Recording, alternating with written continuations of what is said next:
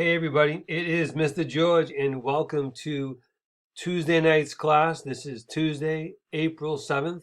And just remember during class, I am available. You can reach me either through Google Voice or you can email me directly and I'll be able to respond to any questions that you do have. So tonight we're going to do something a little bit different. I'm going to ask you to watch this video and then we're going to go section by section. When I tell you to, I'm going to ask you to pause the video and then complete part of the worksheet, and then you can kind of go back to the section that you left off. So what you're going to find on Google Classroom, you're going to find one document that has all the work for tonight on it. I've also attached a second document to Google Classroom, and in that document, it has all the answers. So I would strongly encourage you not looking at the answers until you're all done. There are also aspects of the assignment, parts of the assignment, that ask you to write complete sentences.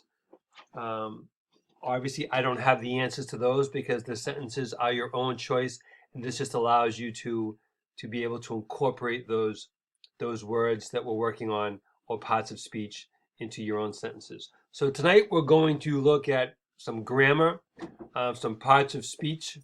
A lesson on parts of speech. And I would recommend that you kind of follow along. Or if you have any questions, you can look at your own student workbook, because I will tell you the page numbers that this kind of corresponds to. But you don't need to have the book to be able to kind of continue. All right?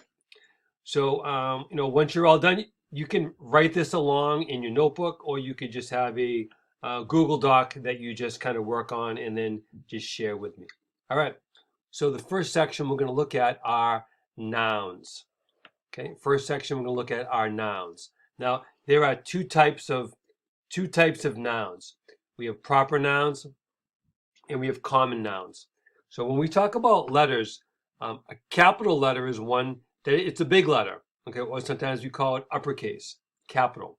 So if you look right here, this gives you all of the capital letters, all 26 letters of our alphabet that are in uppercase, okay, and these are all the lowercase letters in our alphabet. So it's really important that any word that starts a sentence, first letter will always be capitalized.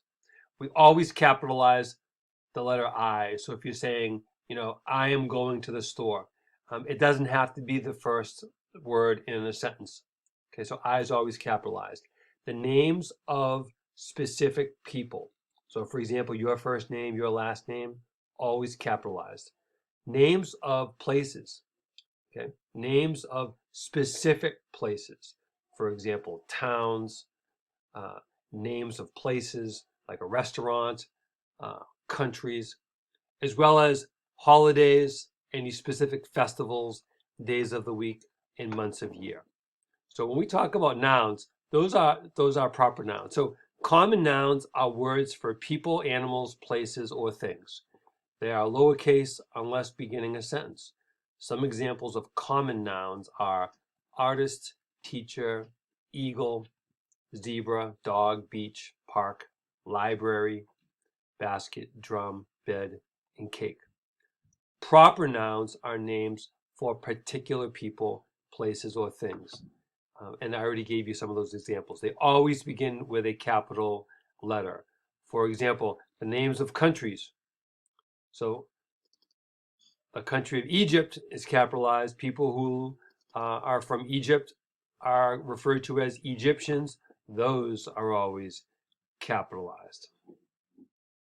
Okay, so formal names of places, formal names of rivers, names of festivals. And this page kind of gives you some examples. You can pause this if you want to kind of look at all those examples. Okay. So at this point, I am going to ask you to pause the video and complete exercise 1.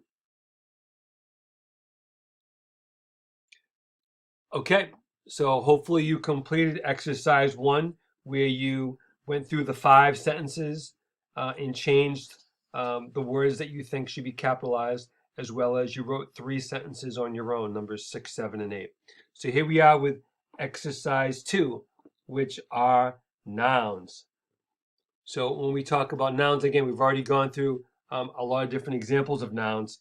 For exercise 2, you're going to write a sentence. Each sentence is going to have at least 6. So here we are here. Each sentence is going to have at least 6 words. And you're going to use the word town in a sentence. You're going to use the word table in a sentence. And you're going to use the word dog in a sentence. So you've already done exercise 1, first 5, then 6, 7, 8. Now you're going to do exercise 2 on your own. And please pause the video, and then you can play it after you finish exercise 2.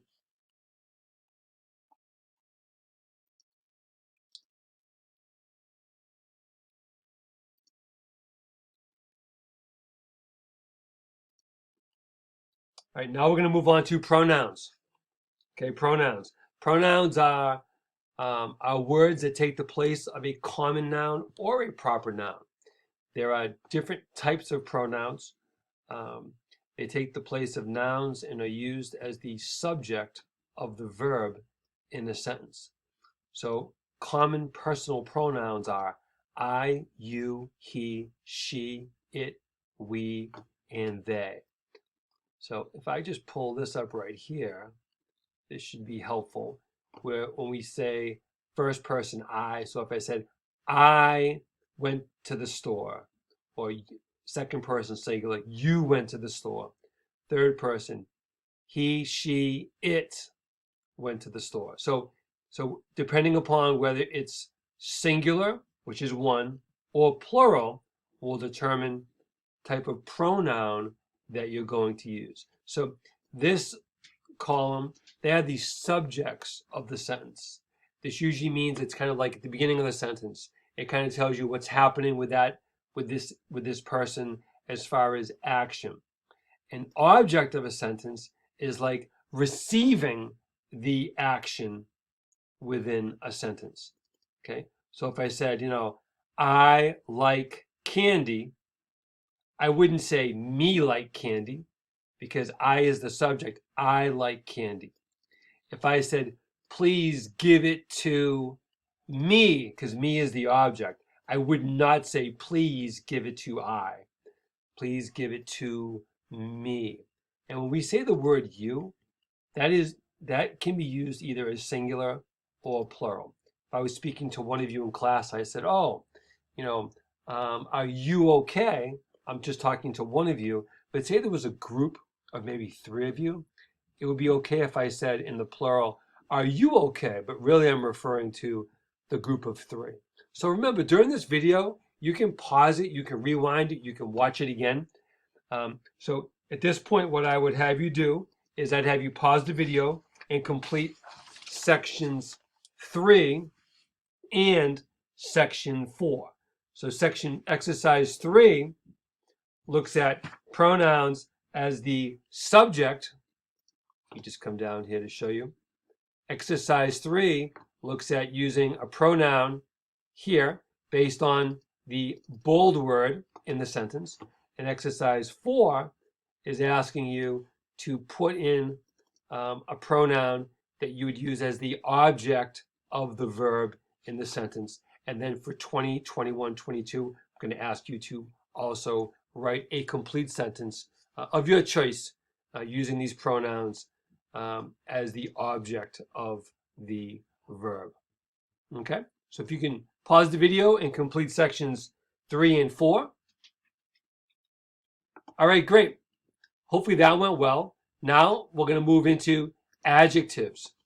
Okay, adjectives. Now I know for some of you this is new, and for some of you this might be review because we've reviewed grammar at various points during the year. So as far as adjectives, an adjective is a word describing a word. It tells you more about a noun. An adjective usually appears before the noun it describes. Sometimes, though, the adjective appears after the noun later in the sentence. So for example, for these examples, a smart dog, the word that is bold, the word that is darker, that's the adjective. Most of the time, you're going to find in English the adjective comes before the noun or the word it describes.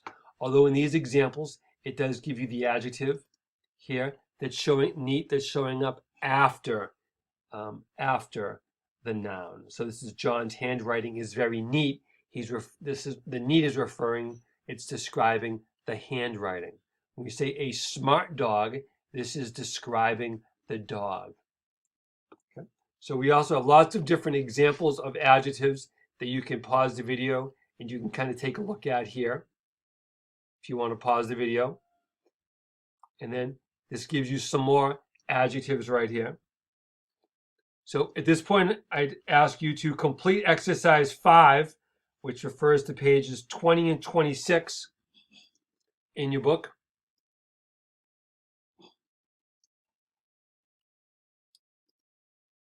Okay, great.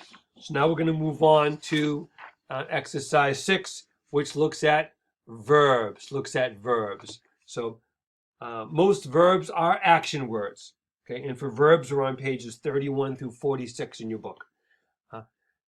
Verbs tell us what people, animals, or things are doing. For example, knock, read, write, climb, cook, swim. So when we talk about verbs, we really have 3 primary ways we can write verbs. It could be in the past tense, which means it happened before right now. It could be in the present tense, where it's happening right now, or it could be in the future tense, where it has not happened yet. Okay, so those are the 3 primary tenses that we're looking at when we are referring to verbs. So again, you can kind of refer in your book if you have it with you, pages 31 to 46. And then what I'd ask you to do is I'd ask you to complete exercise 6. So you can pause the video right now and complete exercise 6. All right, great. So the next section, exercise 7, looks at adverbs. So when we talk about adverbs, an adverb is a word that describes a verb. So it tells about an action or the way something is done. And here are some examples here. The adverb is in bold. So the dog is barking fiercely. Alice skated beautifully. It's very common for adverbs to end in the letters ly. Now down here, we have some comparisons. Remember, an adjective describes a noun. Adverb describes a verb. So, beautiful is an adjective. That was a beautiful picture. Or while Alice skated beautifully, that describes how Alice skated. So these give you some examples here if you want to look along in your book, which is pages 47 and 48. And you could also pause at this point if you want to just kind of look at the screen and look at each of the adverbs. Some adverbs also reflect time. So for example, always, often, early, again, those are also adverbs. So at this point, I'm going to ask you to complete exercise 7, and you can pause the video right now and complete exercise 7. Great. So now you've made it to the last section, which is exercise 8, which are contractions. Okay. So when we talk about contractions, a contraction is a shortened form of 2 words. For example, in a contraction, an apostrophe, that's the little symbol between the letters, takes the place of the missing letters. So here's some examples. I am, we can shorten it to I'm, and the apostrophe there is taking the place of the A. So you have, we can change that to you've, and again, the apostrophe is taking the place of the HA in that case. So contractions are words, they get used a lot. They're shortened versions. So at this point, what I'd have you do is I'm going to ask you to complete section 8, numbers 51 to 55, and then see if you can complete 3 sentences here using these 3 contractions, and then you've made it to the end. Now, if at any point you need to go back and watch a section again or going through your book to review it, certainly I would recommend that you do that. And I wish you luck tonight. Thanks for watching.